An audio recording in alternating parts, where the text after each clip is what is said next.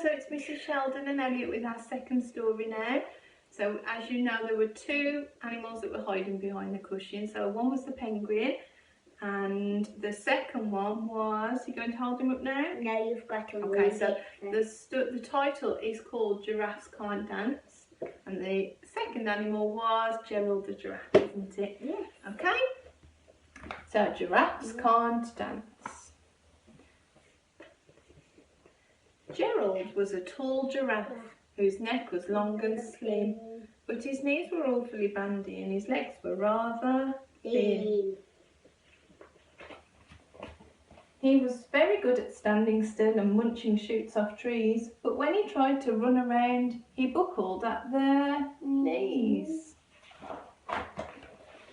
Now, every year in Africa, they hold the jungle dance, where every single animal turns up to skip and prance. And this year, when the day arrived, poor Gerald felt so sad, because when it came to dancing, he was really very bad. Rhymes, doesn't it? The warthogs started waltzing and the rhinos rock and rolled. The lions danced a tango which was elegant and bold. The chimps all did a cha-cha with a very Latin feel, and 8 baboons then teamed up for a splendid Scottish reel. Gerald swallowed bravely as he walked towards the floor, but the lions saw him coming and they soon began to roar. "Hey, look at clumsy Gerald," the animals all laughed. "Giraffes can't dance, you silly fool. Oh, Gerald, don't be daft." Oh, that's not very nice. It's not very nice, is it? Gerald simply froze up. He was rooted to the spot. "They're right," he thought. "I'm useless. Oh, I feel like such a clot." So he crept off from the dance floor and he started walking home. He'd never felt so sad before, so sad and so alone. Then he found a little clearing and he looked up at the sky. "The moon can be so beautiful," he whispered with a sigh. "Excuse me," coughed a cricket who'd seen Gerald earlier on, "but sometimes when you're different, you just need a different song. Listen to the swaying grass and listen to the trees. To me the sweetest music is those branches in the breeze. So imagine that that lovely moon is playing just for you. Everything makes music if you really want it to." With that the cricket smiled and picked up his violin. Then Gerald felt his body do the most amazing thing.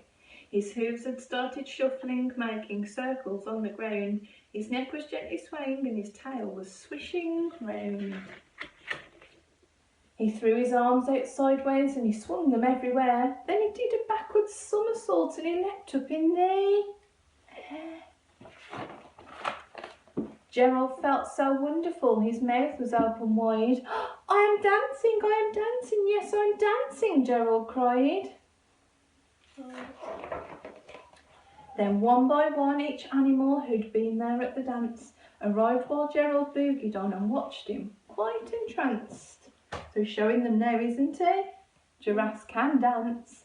They shouted, "It's a miracle, we must be in a dream. Gerald's the best dancer that we've ever seen." "How is it you can dance like that? Please, Gerald, tell us how." But Gerald simply twizzled round and finished with a bow. Then he raised his head and looked up at the moon and stars above. "We all can dance," he said, "when we find music that we love." So I really like that story because it shows that if you're resilient and you keep going, Yeah, you do it. You'll do it, won't you? Yeah. And everybody's different, everybody's better at different things, aren't they? Okay, me and Elliot hope you've enjoyed that story. We'll probably do another one soon, won't we, Elliot? Yeah, and Gerald the giraffe is just going to say bye. Okay. Bye. Say bye then, Elliot. Bye. Bye, Rosedale. See you soon. And then...